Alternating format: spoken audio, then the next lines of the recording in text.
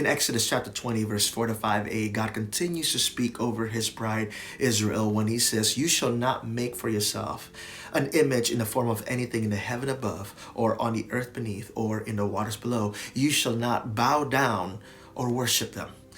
You see, I truly believe that in the core of this word rest is actually a matter of worship. If you understand that being rested is a state of being who God created you to be. When you understand that being rested is living the life that you were created to live, then you need to understand that you were created in the image of God. You were created to be like God. You were created to worship Him. You were created for intimacy with God. And outside of that, we begin to come up with false identities. We begin to come up with false ideologies, because when God is no longer the source, then by its own right, we are enslaved by other things. When you don't worship God, you must find something else to worship. Maybe it's a worship of self. Maybe it's a worship of hobbies. Maybe it's a worship of even ideologies that is in this world. That can I tell you this? That leads to death.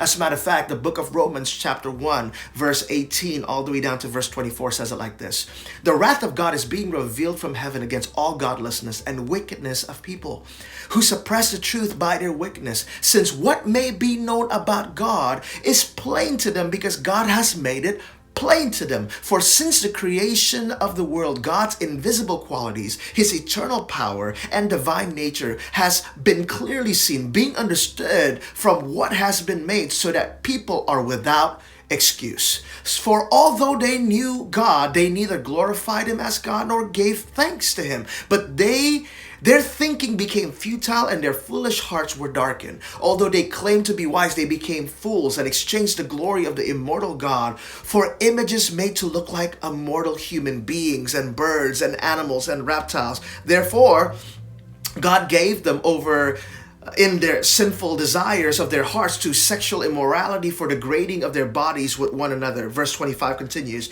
"They exchanged the truth about God for a lie, and worship and serve created things rather than the Creator, who is forever praised. Amen." You see, at the center of rest is worship. The question is this: who are you worshiping?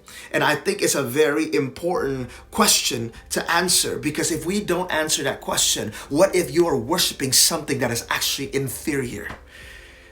We just need to think about it in this context also. You know, this is why we have such a hard time coming before God, because truthfully, we don't see Him as God. We don't see Him as the King and the ruler of our life. Do you know that you are only free and at rest when you are actually arrested by the beauty and the glory of God? You were created for Him. You were created by Him. You exist through Him, and you are intended for His glory and His glory alone. When we come before God and we tell Him, "God, I want to talk to you about my career," and He goes, "Slow down, son. Slow down, daughter. Let me talk to you about your character." But we don't want to talk about that, because we only want to talk about what fits our image, forgetting that we were created in His image and He knows better than us. That is, and we come before God, "God, I want you to bless this relationship." God goes, "I want to bless your relationship, but let's address the sexual immorality that's in it." But we don't want to hear that, because we want to create God in our image and not live out the life that we were created in the image of God. We want to talk about God. "God, I just want to talk to you, God, about my loneliness." And He goes, "Well, let's talk about forgiveness then. Let's talk about the people that have hurt you and you need to forgive. But also, well, let's talk about people that you have hurt that you need to own up and you need to ask them for forgiveness." What is it that God is calling you into now? He's calling you into rest.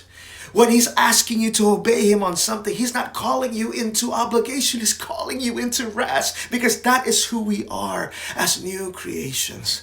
But we need to learn this one simple word that is very, very hard to accept, and the word is surrender. So the question is this: who are you bowing down to today?